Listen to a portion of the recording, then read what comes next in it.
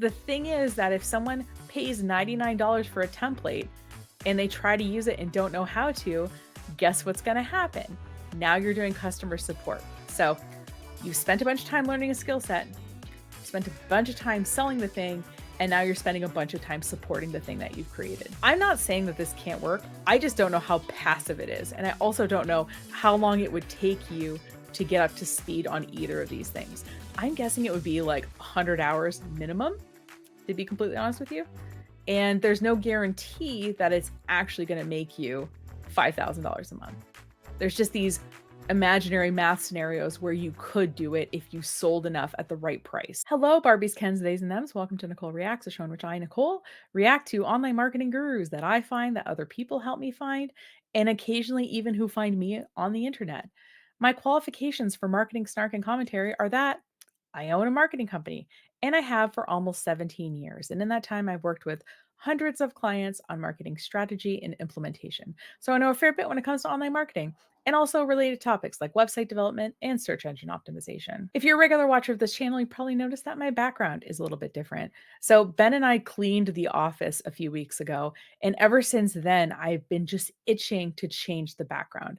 I had some cute colorful wallpaper. I have other cute colorful wallpaper that I'm considering, but for now, I just thought, let's try the white wall and then let's try some of my more colorful clothing.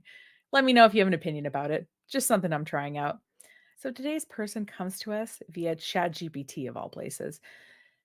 And I've been thinking lately that these gurus, if we would aggregate them all together, are like a giant glacier floating around the internet. And I feel like my coverage, I'm still at the top of the glacier. I haven't even reached the water line. And there's this whole area, obviously, of the glacier underneath the water.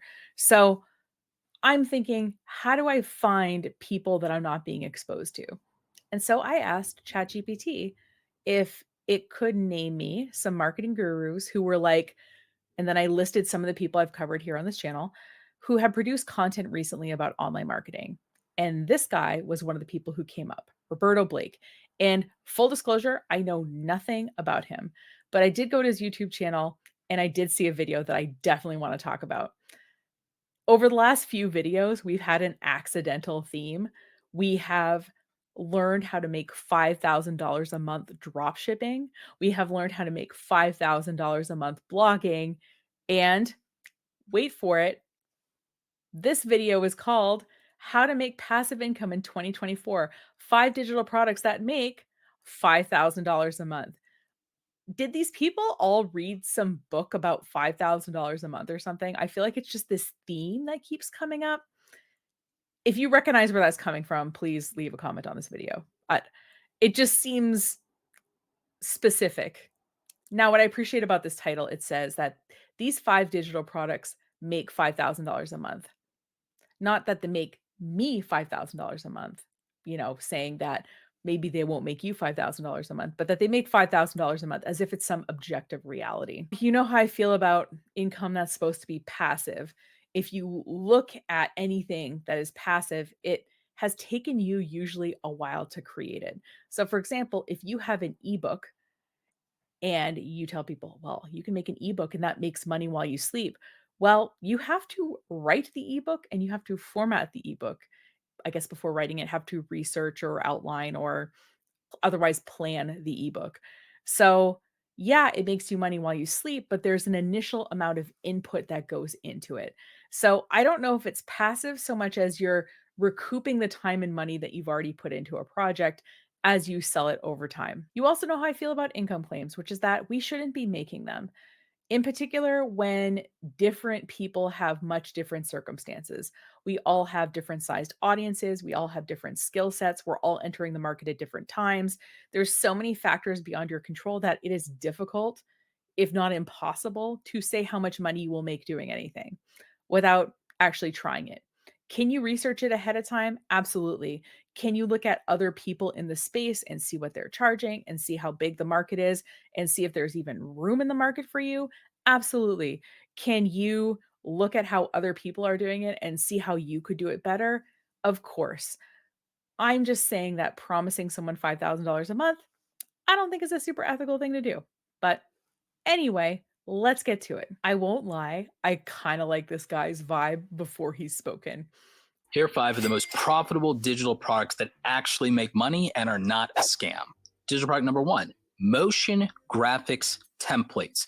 If you design in After Effects or Apple Motion, or even if you make Premiere Pro Mogart files, these are those animated effects that you see with either graphics or text. And if these are made as templates, they sell very well. You can see a lot of examples of this if you go to motionvfx.com, you go to Adobe Stock, you go to Envato Elements. But some people actually sell these individually themselves or as bundles through their own website directly to your audience or to their own clients who need a little bit of something extra. This can be extremely lucrative because if you bundle individual assets, you can sell them in bulk, get a higher price point for that. You can make a $99 bundle around this. And if you throw in 50 or 100 digital animation templates, as a bundle, a lot of people will just pay the $99. That's huge cash flow for you. Or you could sell these individually. And if they're high quality, people will buy them individually, even if they're a little pricier, because it makes their life easier. And the reason this actually makes money, the reason this is real passive income, the real trick here is it makes up for two things the buyer lacks. They lack the talent to do this themselves, and they lack the time because animation and video editing in general is a skill, and it's a skill you got to sink hundreds, if not thousands, of hours into to be very good. And when it comes to animation, that's a specialty, and it But how are you gonna learn this animation skill without you spending thousands of hours learning it? Also, if you're making someone a template, wouldn't that assume that they know how to use the software so that they can customize the template for themselves? I don't think making these kind of graphics is actually a bad idea. I just don't know how it's passive. For example, I might want to pay for a group of graphics, but I would want them to maybe match my branding. So, yes, maybe there's like a default thing, but I would maybe want to change the colors of them or make it so that it's in my brand font, that kind of thing. So, I could see that being a pretty lucrative thing to do, but if you're going back and forth with someone about their branding, that's not very passive now, is it? But I don't hate this idea. I just feel like this is a skill set that you don't necessarily already have, and that it involves using software that has a monthly fee that maybe you don't quite want to pay for at this point. really does require time and talent to Yeah. do anything that looks good. This takes that off their plate. Digital product number two is a productivity product that's going to build passive income for you and is very popular right now. This is Notion templates. Now, you do have to be legit when it comes to making Notion templates. You can't just hack something together.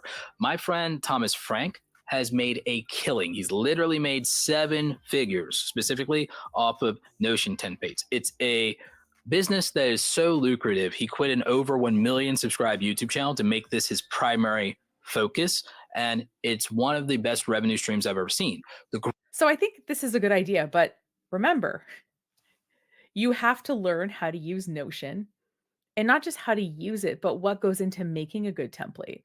So maybe you are using templates that other people have created, and maybe you are seeing what people are talking about in different Notion forums and things like that. But besides like learning how to use the software, you actually have to have some kind of idea of a template that you're going to make that will be valuable in the marketplace. And you can know how to use the thing and have absolutely no ideas about it, right? That's the reality. I think Notion has seen a lot of good growth for a few reasons, but the main one was that Evernote, and I can't remember if it was last year or 2 years ago, basically doubled its subscription price, and personally, that pissed me off. It's one thing if it goes up a couple of bucks here and there, but to have such a giant price jump, kinda like what Canva's doing right now, all it does is kind of piss off the public. And I started looking at Notion and saying, okay, I have some stuff in Evernote. I have some stuff in Google Drive. I have some stuff in the notes part of my phone. Is there a way that Notion could take on everything? And so I've been in the process for the last few months of moving everything over to Notion so that I can cancel my Evernote subscription when it renews. So, Evernote, if you're watching, I'm going to dump you. Sorry. But the thing with his ideas is that they're good, but you need to have a specific skill set to do them. And to build that skill set, you'll have to spend a lot of time doing it. Great thing about Notion templates is that it's for a diverse audience. I like to think of it and focus around productivity and organization because it's very good at that. If you make Notion templates, though, that could target someone's business needs and you cater to a specific niche, you make kind of your own OS, your own operating system around a specific niche of high income folks. This could be extremely profitable for you. It'd be very easy to sell a Notion system like this for $99 a pop. Just Okay, I'm just going to say it. I know that probably some people will pay $99 for a Notion template. I don't think most people will. I think it's still a relatively new software and people are still learning what it can do. Maybe at a certain point it'll get there, but I think it would be hard for you to sell a $99 Notion template in a general way.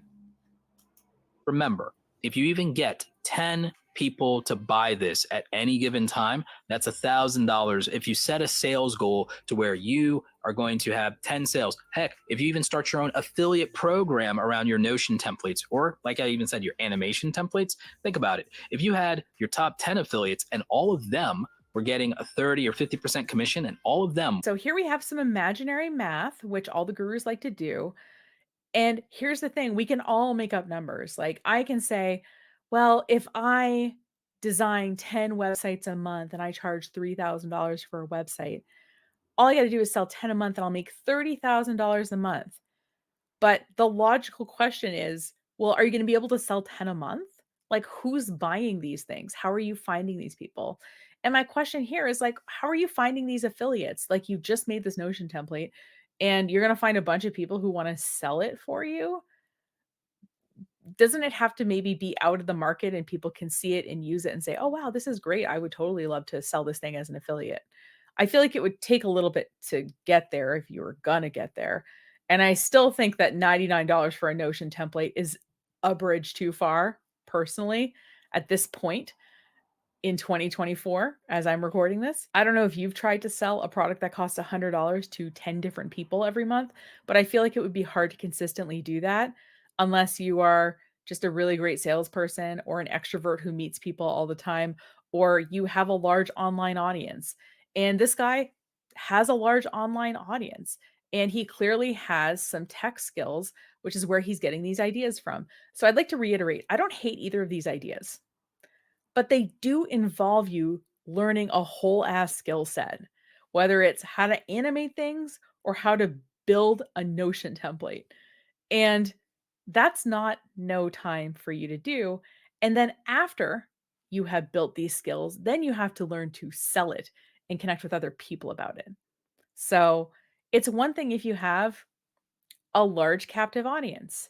It's another thing if you are already in an industry, like let's say that you were, I don't know, in the accounting industry and you made a digital product related to accounting. Well, you have a bunch of connections that all do accounting. So it might be easier for you to get into that.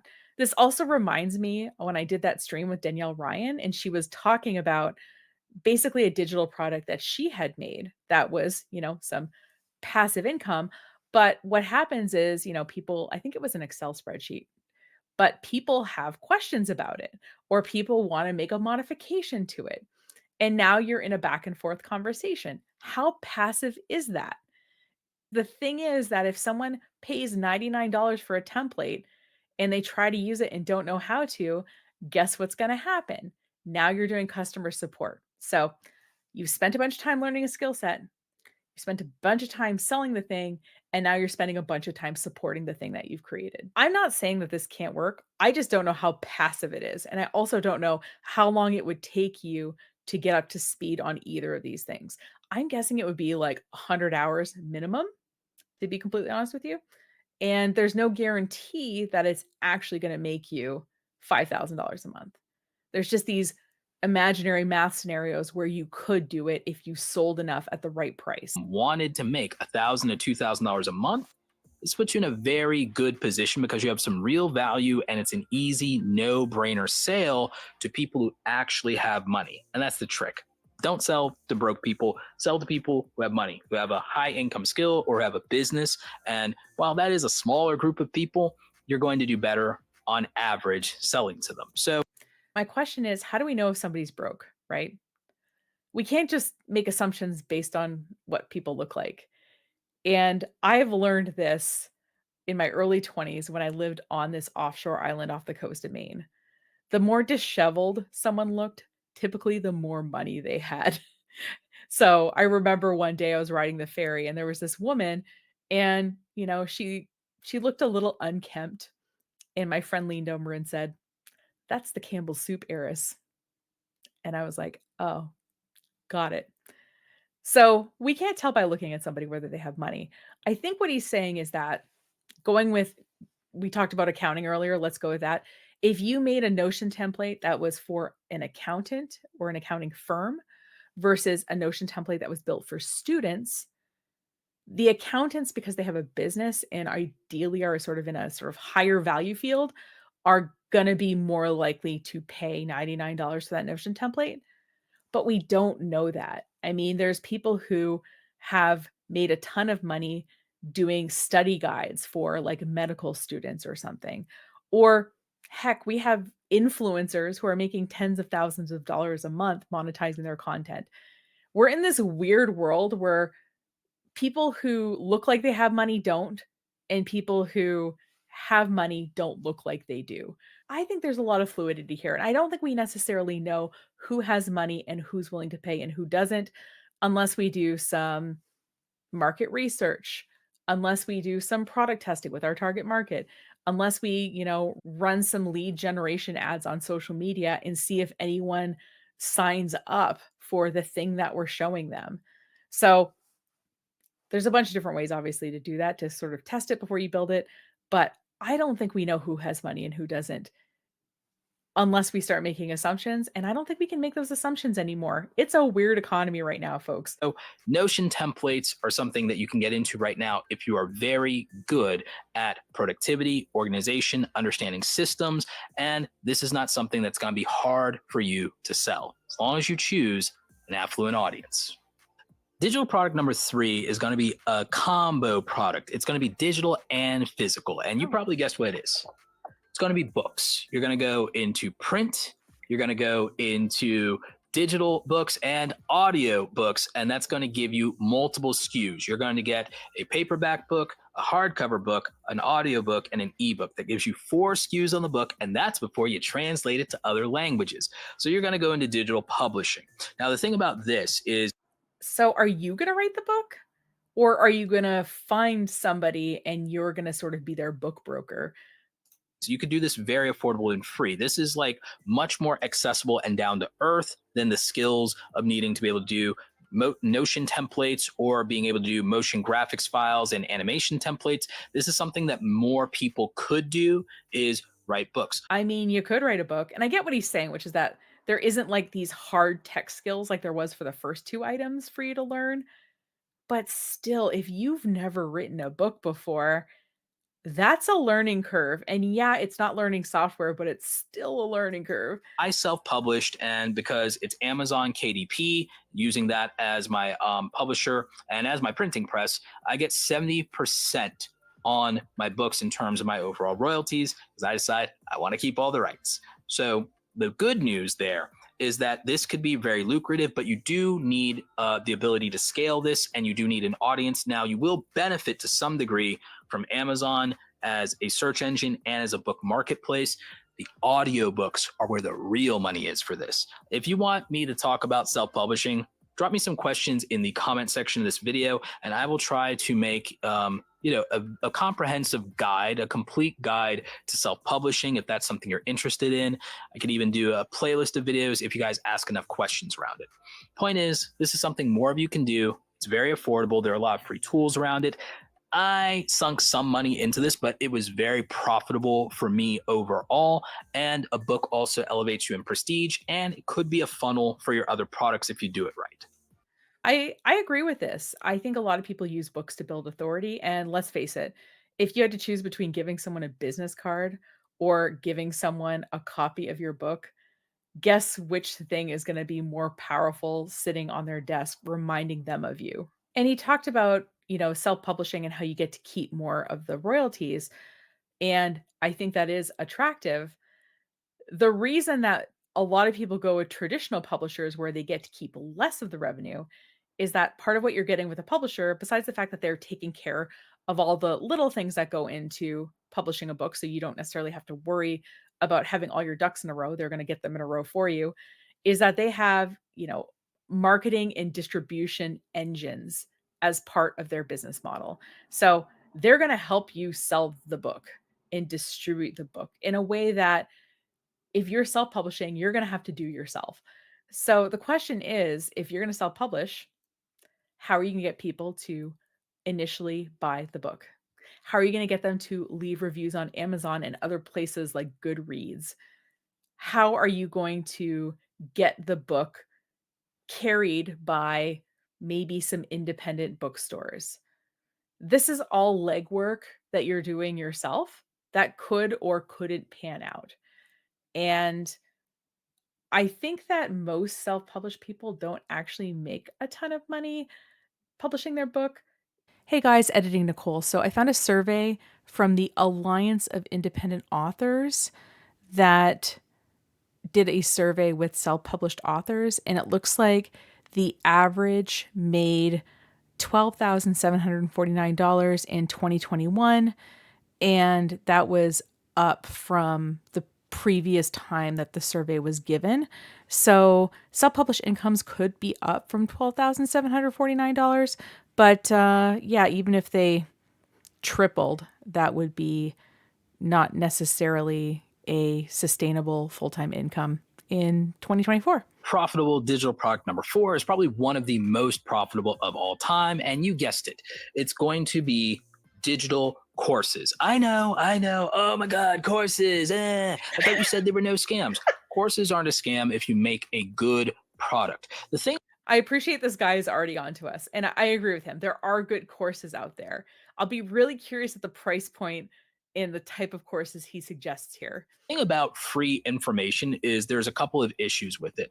Number one, I don't know about you, but I think people are trusting algorithms less and less every day to actually deliver what they're looking for in an unbiased fashion. So when it comes to free content, the content that you get isn't always the best content that you might want. It's whatever the algorithm is going to accommodate. Because believe it or not, us content creators, we try to make content for our audiences.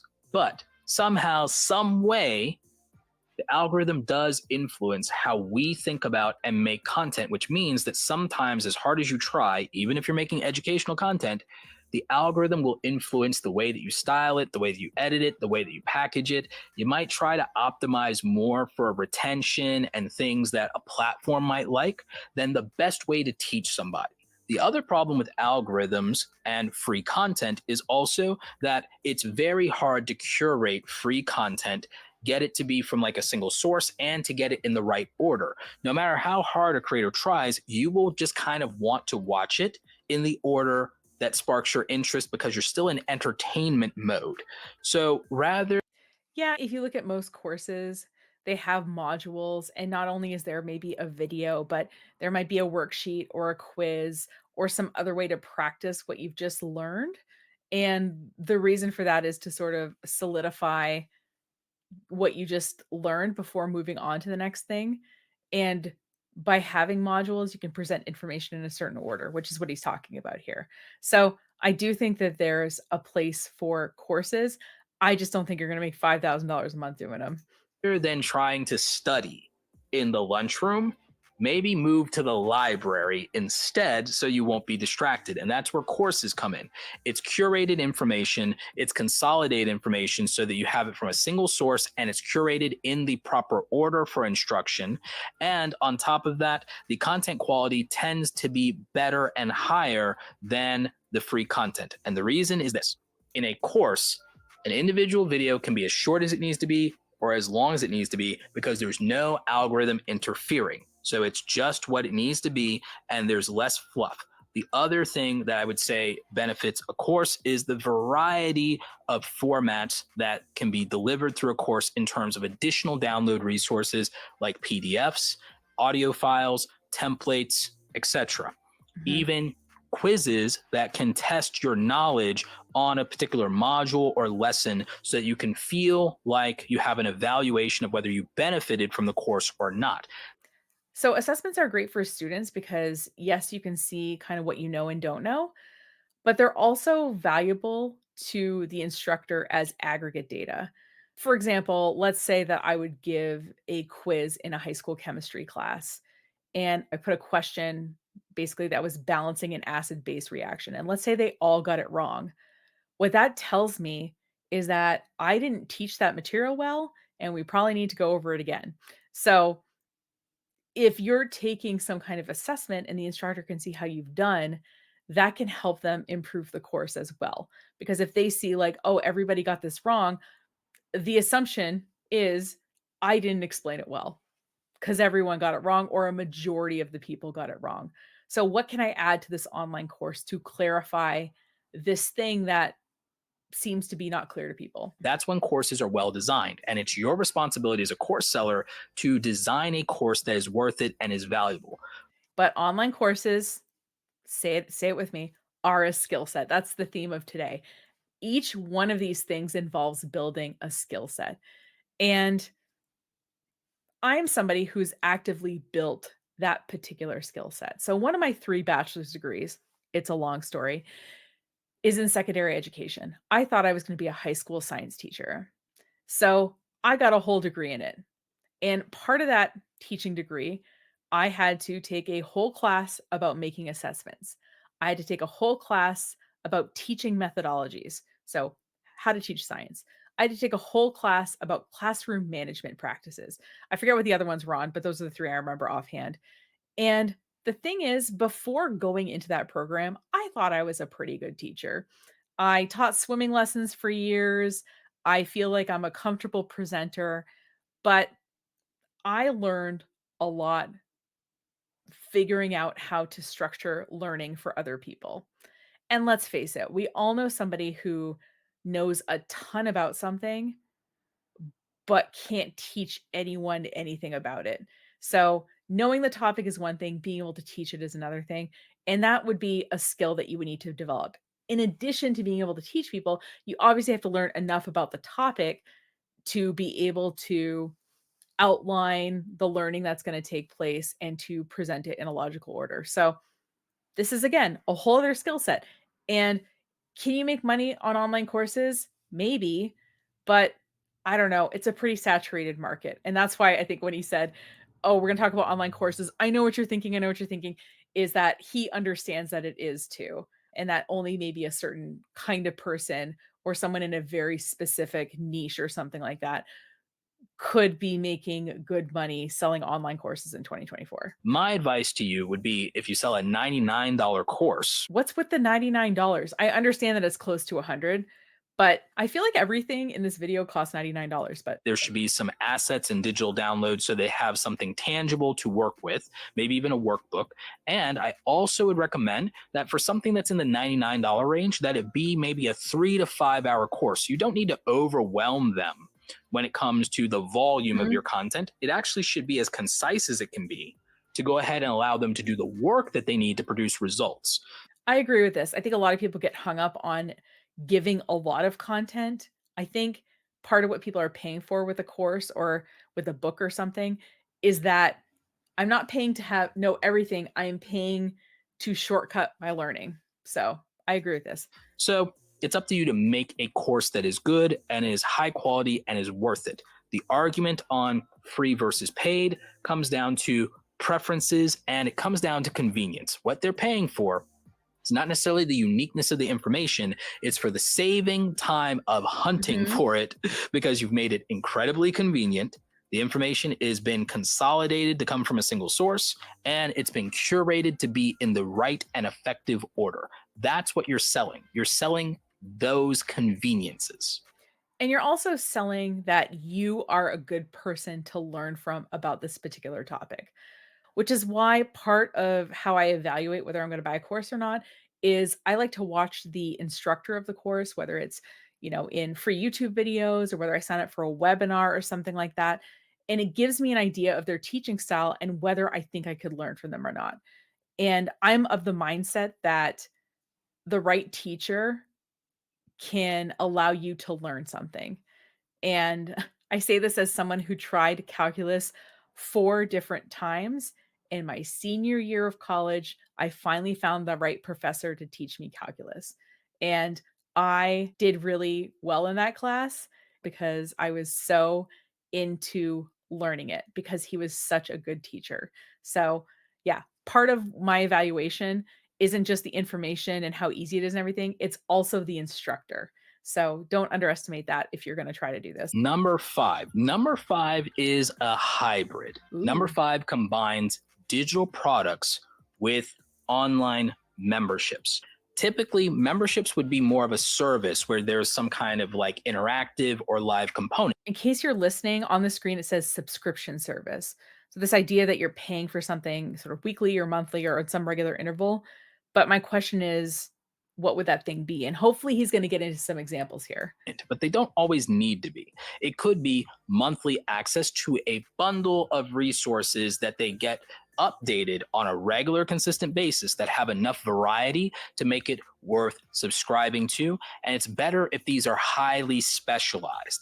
Now, this comes down to like niching down aggressively to an affluent market again, but it does offer the benefit of monthly recurring revenue, and it doesn't require you to be a programmer that builds a SaaS product, a software as a service product. You Okay. could almost think of this as content.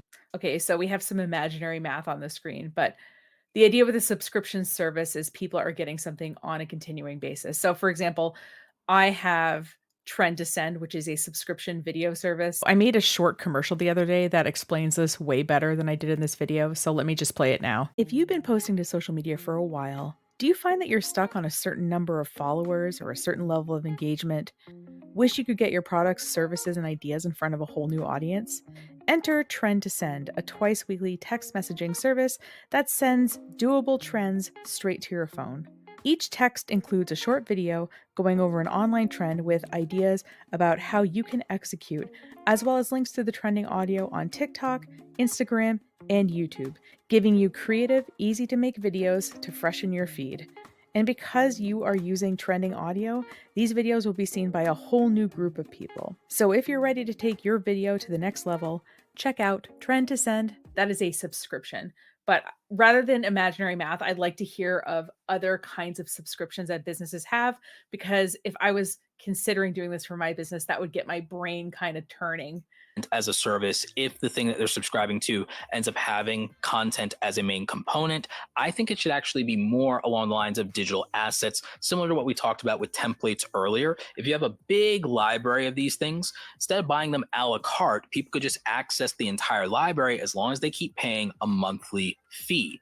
So But then you have to create the initial library of whatever it is. And then, okay, how often are you going to update it? Let's say that you have 100 stickers, like, and they're online stickers or whatever. And you start with that initially. And then what? You're going to add 10 new stickers a month? Are you going to take some stickers out of rotation? You need to figure out kind of like, okay, if you're offering a library of content, how is that library going to be initially established? And how is it gonna change over time to make sure that people wanna continuously pay for it?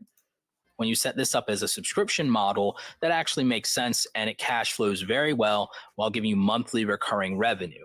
What I recommend for this and for digital products and courses is to use Kajabi. Kajabi is the learning system that I use. If you've seen past videos, maybe you know how I feel about Kajabi. It's fine, I just think it's overpriced for what it is personally. Now, if your whole business is online courses, I would understand paying for something like Kajabi, but I feel like for most people who are getting started, it's kinda overkill. Use to host my stuff. It gives me unlimited video to host. It lets me have unlimited downloads available. And it basically allows you to do coaching, courses, online communities, and digital products. Basically, everything you want, memberships, all of it. It's all one solution. Also, they have a pretty good affiliate program, so after this, I'm gonna see if he has an affiliate link in this description, and hopefully, if it is an affiliate link, he discloses it both verbally now and also in writing. Now, they are not the sponsor of this video, but they are an affiliate. So Thank if you use my link, Yes, thank you. I actually like this guy, to be honest with you. And I think what he's doing here is underlining that if you're going to make money online, you need to have an online based skill set. And probably most of us are going to need to take time to develop it. But there's still no clear return. I don't like the income promise of $5,000 a month. And if he wanted to say how I make $5,000 a month, I would still be a little bit irked by it, but I would have less of a problem with it. for a free trial, that does get me a small commission. What I will tell you is, regardless of what digital products you decide to sell, here's how you're going to make real money when it comes to your digital products. This is going to be some extra free game for you in this video. Make the highest quality free content possible, and make sure built into your free content are easy, identifiable wins for your audience, for your viewers. Because if you have that, it will be easier to convert a higher number of them to paying customers, because they've seen results from the value that you already created for them. People you've already created value for that didn't have to pay you money are going to be crucial here. But the thing that you need to do is make all of your free stuff extraordinarily good, to where they have to know what your paid stuff is like. And what you do is you give them a taste and a sample of that. You want to get them onto your email list Mhm. with a compelling offer, or just make the content of the email list so good and appealing that they give you that email. That's going to give you the direct access to market directly to them, and it's going to be your best overall sales channel. And unlike social media and all of its wonderful algorithms, you'll actually control access to your audience for a change. Yes, and what I like about this is that most gurus we talk about on this channel, they spend a lot of time in their videos talking about how great they are or what you're going to learn versus actually demonstrating that they're able to teach something that is valuable. So, I agree with this. Give useful free stuff, and I try to do that in my own business as much as I can. For those of you who want to do sponsored content, email sponsored content actually does very well. In some cases, will make you more than video content. Quality is the answer here. It's about creating value and Mhm. then distribution on volume. So as long as you are focused on those things and making sure that people are happy, you're going to do very well with this. So there you go. 5 profitable digital products that actually make money, real passive income, no scams required. If you enjoyed this video and you're a content creator, maybe watch my video on the most profitable niches in YouTube. You'll definitely want to check that one out. Stay awesome, and I'll catch you in the next video. I actually don't dislike this guy. I feel like he has some good ideas. I like his overall vibe and presentation style. The video was well produced. There wasn't a lot of sort of whiz bang pop up y things like there is with these gurus with a lot of flashing. Although there was like a pile of money on the bottom of the screen for a second there. And not sure how I feel about the income claim in the title. I think that's a little icky, $5,000 a month in the imaginary math. But overall, I think the information is good. He had some good ideas. Maybe the online course one less so, but the digital templates for Notion and stuff like that, it's, I think, very topical. And also, he clearly knows about the topic. Hey guys, editing Nicole. So I only have one other problem with this guy, which I thought I said during the recording, but apparently I didn't. And that's the fact that he's talking about all of these things as if they're passive income. You making new assets for your subscription service is not passive. You supporting customers after they make a purchase of your online course is not passive. You building an audience, which you will need to do to sell any of these things on a regular basis or at scale is not a passive thing. We can call it passive income because we're sort of front loading at least some of the work, but in all of the examples, there is some ongoing work that has to happen for it to go well. I guess I just fundamentally don't believe in passive income. Even things that people say are passive, like owning a rental property, if you don't suck as a landlord, that is not passive income. You should be working on repairing and maintaining the property. Maybe you should be working on improving the overall value of the property over time. Maybe you're going to need to occasionally find new tenants or address issues with your tenants or help your tenants with something. So, yeah, even that is not passive. Anyway, back to the video. That's all I've got for today. If you have a guru that you want me to react to, a topic, something like that, feel free to leave it as a comment on this video. Or if you're more shy, don't forget, we've got a contact form on the website if you want to send it to me privately there. If you want to lightly keep in touch, we have an email newsletter, breakingeveninc.com/newsletter. If you want to subscribe, you can see samples of past newsletters on that page as well if you want to see what you're getting into.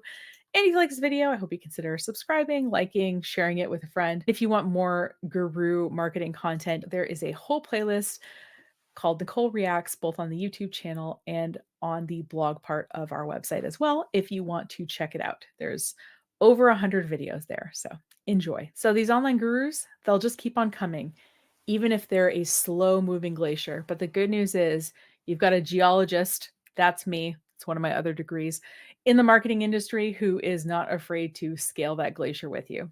Take care.